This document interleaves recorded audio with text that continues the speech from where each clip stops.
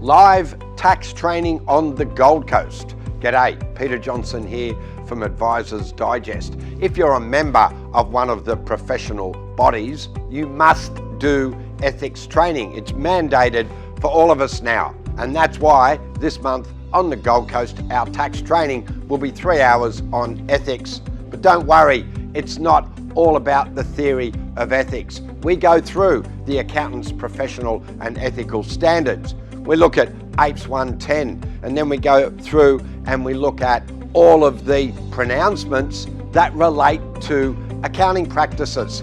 So it's all the stuff you have to do. It is things like risk management, client monies, tax advice, everything that the Professional Standards Board have put out to accountants regarding our ethical standards. Want to find out more? Click on the button below. I look forward to seeing you in our training on the Gold Coast.